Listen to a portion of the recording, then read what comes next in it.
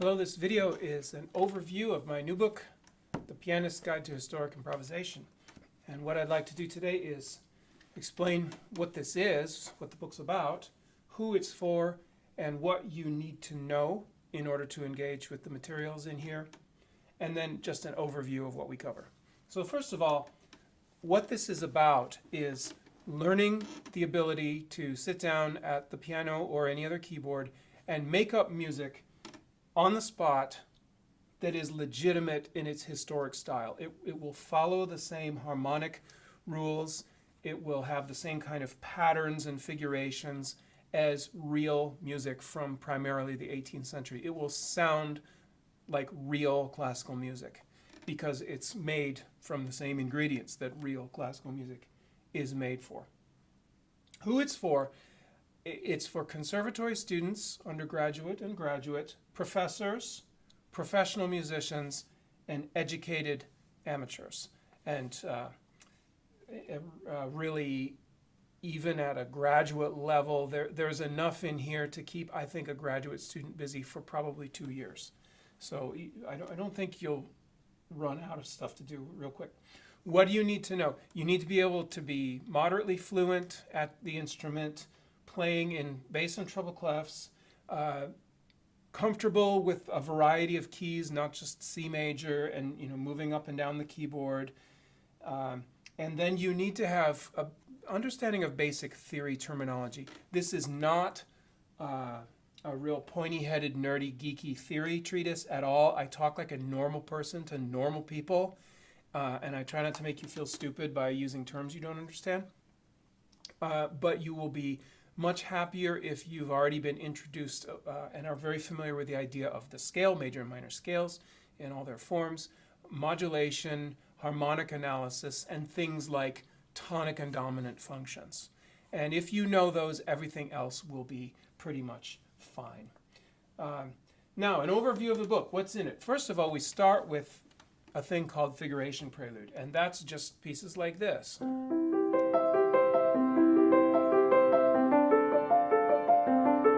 The first prelude from the Well-Tempered Clavier is a figuration prelude. The reason I start with figuration prelude in this book is because I needed to provide something that would have a reward fairly soon. And if you go by the strict historic procedures, the order in which musicians of the 18th century were actually taught, it took a long time before you did anything that was fun. And I kind of figured it's the 21st century, no one will put up with that. So you actually can start to have fun and make music pretty quickly with figuration prelude. So I put that first as bait to trick you into staying with what's in the book. Next we do toccata, and toccata is a very free type of piece where it's kind of stream of consciousness. You don't have to stay with the same themes. You don't have to stay in the same meter. And so you don't have to remember all this stuff. It's quite freeing. So that's a good next thing to do. Then comes rule of the octave. And there we get really historical. Rule of the octave is a harmonic system that was inculcated into every student and is sort of the background default harmonic language. Whenever you don't know what else to do, you do rule of the octave. And that becomes the just the casual small talk of your harmonic language. Whenever you're not saying anything else real specific, you just default to rule of the octave. It's extremely useful. Next is diminution, which is the idea of, instead of just voices moving like that,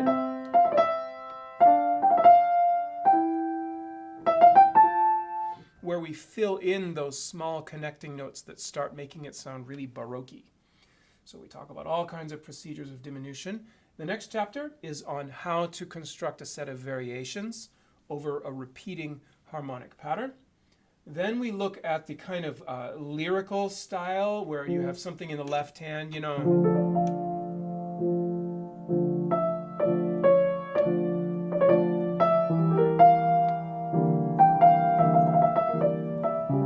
over kind of a pulsing left-hand thing. You have this beautiful decorated soprano. So I call that chapter lyricism. Then with chapter 8, we look at how to improvise a Baroque dance suite using the same harmonic progression over and over. but just modifying it to be allemand, saraband, courant, and jig. A chapter on imitation, how to do little points of imitation. How to copy in one voice what something in another voice already did. It's a very common procedure in Baroque music. Then we do a chapter on partimento, and really I've thought about maybe a next book that has a huge, long section on partimento, because this is becoming such an important area of study. My chapter is just an introduction to it and a basic set of instructions on how to get going with simple partimenti.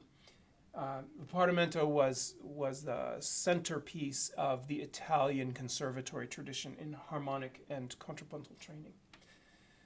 Then I do a chapter on how to improvise using schemata. Many people are very interested in schemata. It overlaps with Partimento a little bit. If you know the book Music in the Galant Style by Robert Erdogan, this is the Bible on schemata.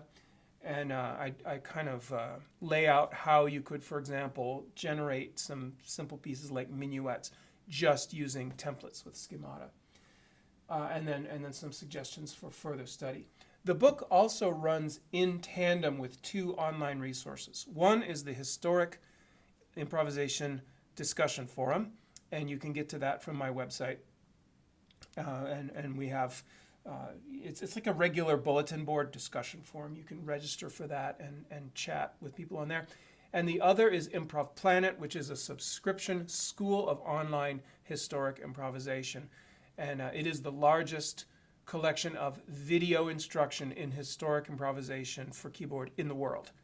And that's called Improv Planet. You can get to all that from my website. So it's meant to all work together, to be mutually reinforcing. Anyhow, that's my book. If you want to check it out, you can. See you later. Ciao.